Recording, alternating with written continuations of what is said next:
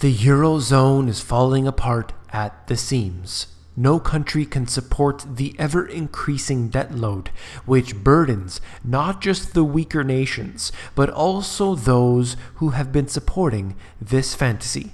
On today's episode, we'll discuss the following. Deutsche Bank near collapse. EU dropping fines for Spain and Portugal, signaling their inability to pay. And a German bank imposing negative interest rates on depositors. You came here for the truth, so let me unveil that for you. We're going to take a walk around the Eurozone today, showing you exactly how bad this situation is and how it is exacerbated by the policies which are in a cycle, repeating over and over and over again. No solutions have been provided except the same mess over and over again. Look at this here, calling for the solution to this problem, to nationalize the German banks, according to this one individual, a supposed top economist, as the Deutsche Bank being teetering on the edge of a crisis. This could, in fact, be a severe problem. As you look at the stock, the Deutsche Bank stock is at a fraction of what it was a few years ago. And you have to realize that it cannot be supported simply because when you hold tens of trillions of derivatives on your books, and then you look at your particular country, you look at the GDP, and you realize that when the total amount of derivatives that one single bank holds is greater than the GDP of that entire nation, you have a system that is designed to fail. This is going to be used against us. They're going to use this to hold us hostage, saying that everything will collapse. The derivatives will be used in such a way, Deutsche Bank being right near the top here in the amount of over-the-counter derivatives. Now, there is more in this article. I'll just scroll down just for a moment here. This individual said that the stress test carried out by the ECB, who's of course on the inside of all this, revealed Deutsche Bank would be left in a precarious position in the event of another financial crisis. And he said that, putting it short, for a long and serious crisis, there would simply not be enough money. Well, their solution is to use the taxpayer, use the government to provide that funding for them. But these governments could not possibly pay it back. They could not pay it off. The debt that they have gathered is beyond any measure that any government could provide. The Federal Reserve cannot print that much money without causing a completely destructive hyperinflationary event. The ECB, same situation. Bank of Japan, everyone else, all the banks, all the central banks could not provide the resolution to this. But I assure you, they're going to try. And that trying is going to destroy all of these currencies. Let's move on right here. Excessive deficit procedure. Council agrees to zero the fines and new deadlines for Portugal and Spain. Why? Why would they do this? If they're going to show that they're tough, that they mean business, that the whole Eurozone needs to follow a set of rules, and then you go ahead and drop those fines. Why? Because they simply cannot pay it back. It is not a possibility when their unemployment is so terrible, when their prospects are generating, or let's say they're trying to have this outlook that's so positive, so bright. In fact, look at the bottom here. This is their rules, that they need to reduce the deficit below 3% of the GDP. 3% of GDP? For these nations, impossible. It was impossible from day one, and it's not going to be resolved anytime soon. And so what do? They try and fine them. They say, look, you're not reducing your deficit. You can't pay back your debt. Here, you have to pay a fine. And that just doesn't work.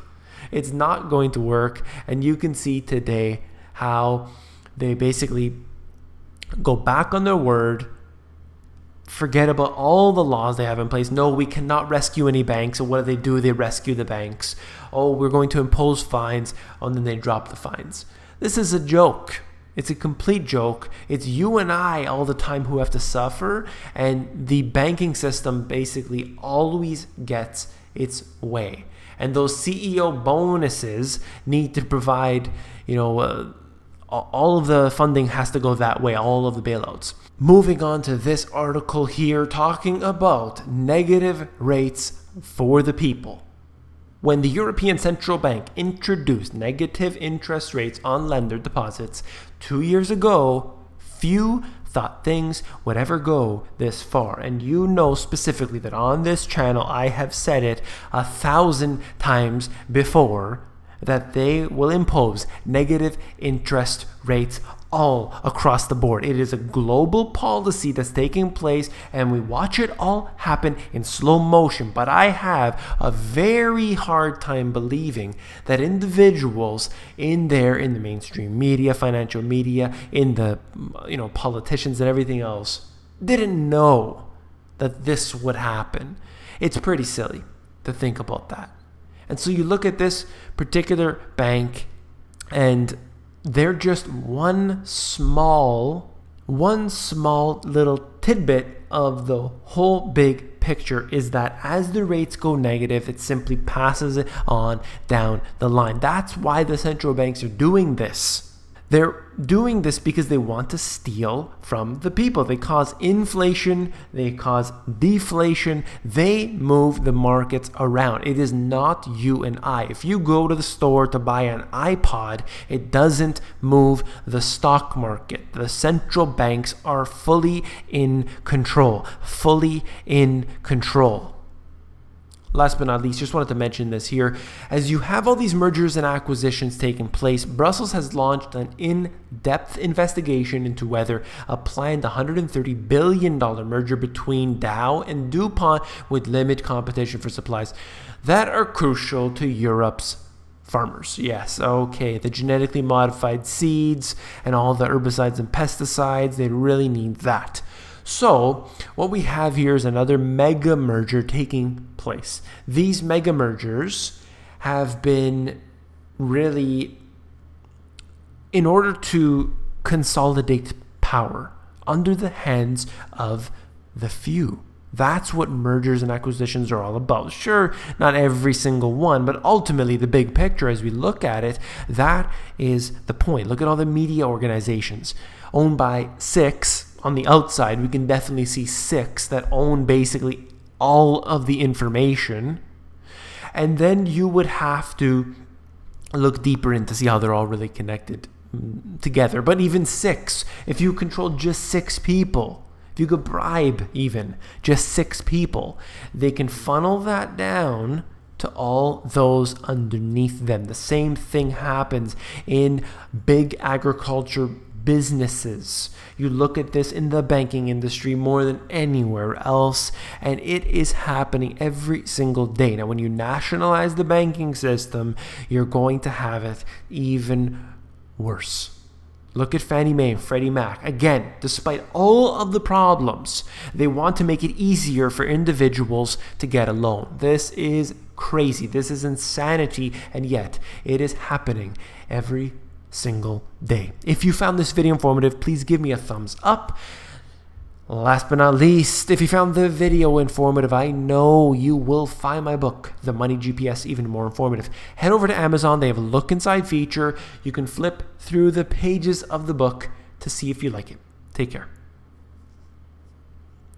Okay, just wanted to add right here that I'm still working on the book. Please hang in there with me. Appreciate all the comments and all the videos. I'm trying to just do a video here and there to keep you interested, to let you know that everything is cool, everything's okay.